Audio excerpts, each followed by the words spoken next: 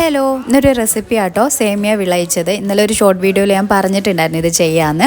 അപ്പോൾ ഞാൻ ഒരു ബൗള് സേമിയ എടുത്തിട്ടുണ്ട്. അത് കഴിഞ്ഞിട്ട് കുറച്ച് ഗീ ഒഴിച്ചിട്ട് നല്ലോണം ഒന്ന് മൂത്ത് കഴിയുമ്പോഴത്തേനും നമ്മൾ സേമിയ ഇട്ട് കൊടുക്കുക. ഓൾറെഡി റോസ്റ്റ് ചെയ്തതാണ്, അപ്പോൾ ഞാൻ ജസ്റ്റ് സോട്ട് ചെയ്തെടുക്കുന്നുള്ളൂ. പിന്നെ അതിനകത്തേക്ക് അണ്ടിപ്പരിപ്പും മുന്തിരി ഇട്ട് കൊടുത്ത് നല്ലോണം ഒന്ന് ഇളക്കിയെടുക്കുക. അത് കഴിഞ്ഞിട്ട് ആ എടുത്ത ബൗളിൽ തന്നെ 1.5 ബൗൾ വെള്ളം ഞാൻ ഒഴിച്ചിട്ടുണ്ട്. ഒഴിച്ച് കഴിഞ്ഞിട്ട് അതിനകത്തേക്ക് കുറച്ച് ഏലക്കാപ്പൊടിയും ഒരു നുള്ള് ഉപ്പും കൂടെ ചേർത്തിട്ടുണ്ട്.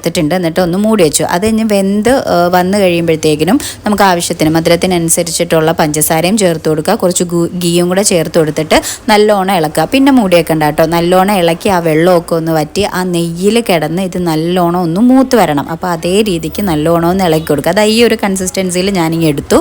സംഭവം പഴയ ആൾക്കാർക്കൊക്കെ അറിയുന്നതാണ്. നല്ല ടേസ്റ്റുള്ളൊരു സംഭവമാണ്. പണ്ട് എനിക്ക് ഉമ്മിച്ചയൊക്കെ ഉണ്ടാക്കി തന്നെ കേട്ടോ. അപ്പോൾ ട്രൈ ചെയ്ത് നോക്കുക. വീഡിയോ ഇഷ്ടമായാൽ സബ്സ്ക്രൈബ് ചെയ്യാൻ മറക്കല്ലേ. ബൈ.